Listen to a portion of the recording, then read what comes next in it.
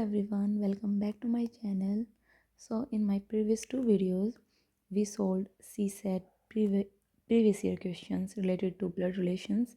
So in this third video we're gonna again solve some blood relation questions, and many students feel confused in blood relations questions, but don't worry, in this video I will explain the concept in a very simple way and then solve PYQs using clear logic and smart tricks that I have been already uploaded. You can check out from my first video in which I actually showed to you the diagram and the symbols.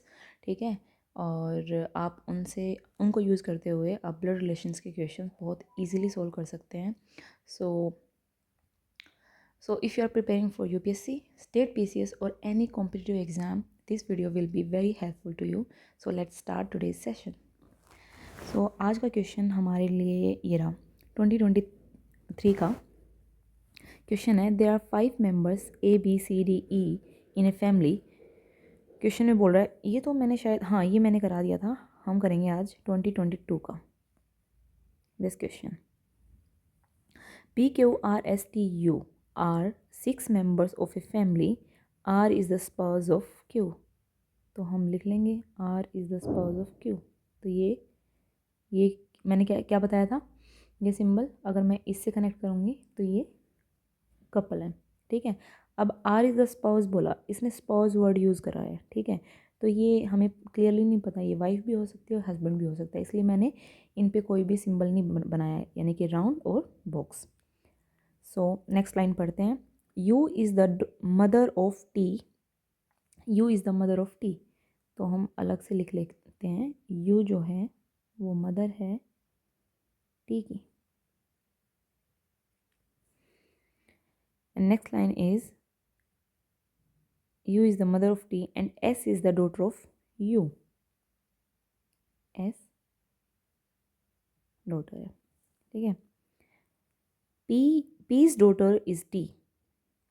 जो P की daughter है वो T है,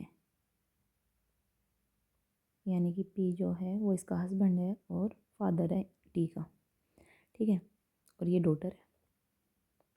P's daughter is T and R son is P. And R son, देखो इसका सन P है, इसका मतलब ये अब यहाँ पे शिफ्ट हो जाएंगे. यहाँ पे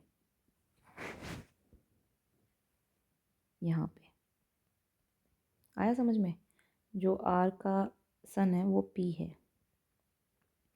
अब देखते हैं. There are 2 couple in the family. हो गए 2 कपल, एक तो ये रहा 1 एंड ये second. Which one of the following is correct. अब इनमें से स्टेटमेंट देखनी है कौन सी करेक्ट है. अब देखो पहली स्टेटमेंट पढ़ते हैं. Q is the grand father of T. अब देखो सबसे पहली बात ये है, ना क्यू का पता ना आर का पता कौन सा ग्रैंड फादर है कौन सी ग्रैंड मदर है, तो ये गलत हो जाएगा.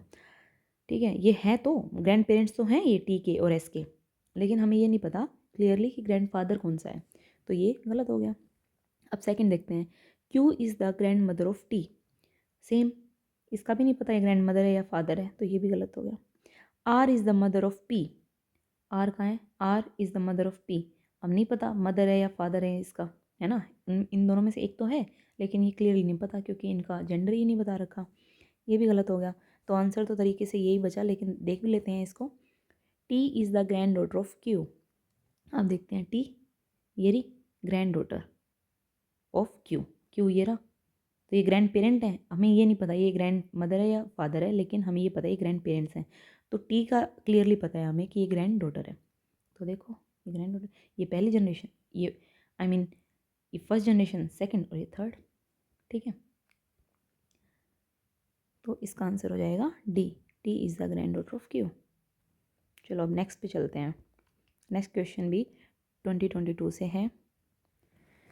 क्वेश्चन में दे रखा है is Z brother of x. ठीक है, ये पूछ रखा है हमसे कि जेड ब्रदर है एक्स का या नहीं. अब स्टेटमेंट देखते हैं. पहली स्टेटमेंट क्या बोलती है, X is a brother of Y. तो एक्स जो है वो ब्रदर है वाई का, ये लिख दिया हमने. And Y is the brother of Z. Y is the brother of Z. तो ये किसी के 3 बच्चे हैं.